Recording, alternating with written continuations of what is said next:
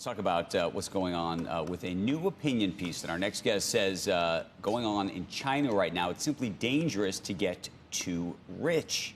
Ruchi Sharma is here, Rockefeller International chairman, Breakout Capital founder and CIO, and the author of What Went Wrong with Capitalism. You believe that getting too rich in China right now is, quote, dangerous. I'm starting to think of Jack Ma. What do you mean? Yeah, I think that was a very important turning point, Andrew, which is that in 2020, when he spoke out against the Chinese government in a way, I think that really sort of turned the tide in China against wealth creation because they went after him, they went after Alibaba.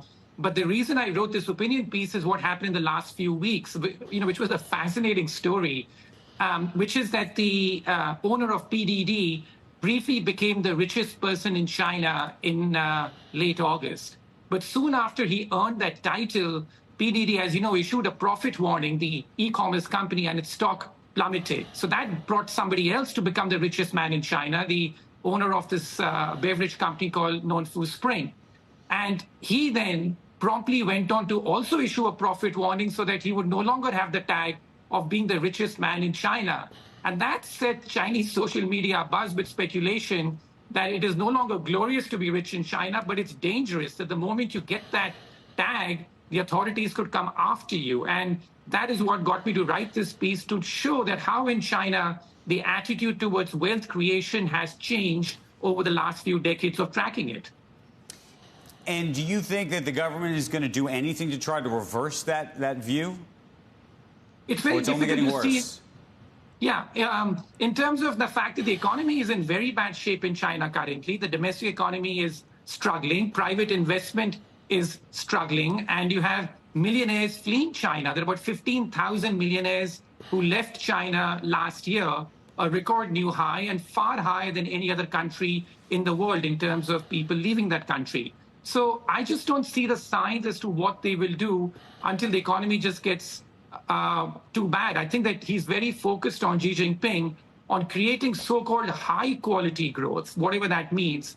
And so now in China, what's happened is a very interesting phenomenon that the best way to invest in China now seems to be that you buy their public sector companies. So it's the only major market in the world where its state-owned companies trade almost at the same valuation as its private sector companies. As you know, in most countries and markets, the state-owned companies typically trade at a discount, but in China, it's almost at par. So it's a fascinating change that's happened there, and I hope that they do something to restore this private confidence. But you speak to Chinese businessmen in private, and they still feel pretty downbeat about the prospects there. As things get worse, though, one of the things they're going to have to do is try to get more private capital coming in from other places. And if this is, in fact, the truth, you would think that they would be on the offensive in the other way. Well, they're trying to say that these sectors we like, these sectors we don't like, but it all makes it very uncertain.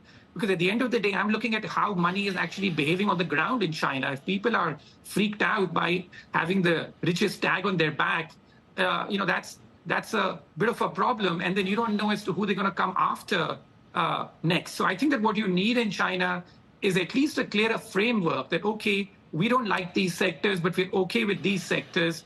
Hopefully, we'll see some shape of that they seem to be okay with semiconductors or manufacturing sectors or even things like healthcare. But there are other sectors where it just is too uncertain to know as to when they will strike.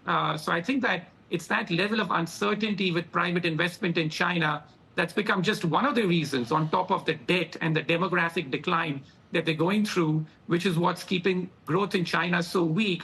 But yeah, I know a lot of this is now in the price because the Chinese stock market is, if you look at the MSCI China, is down about 70-odd% from its highs. It's at a time when so many markets across the world have gone on, including the US, to make new all-time highs. So the divergence is stark, and it's trading at what I think 8 times forward earnings. It's really become a bit of a value trap for now.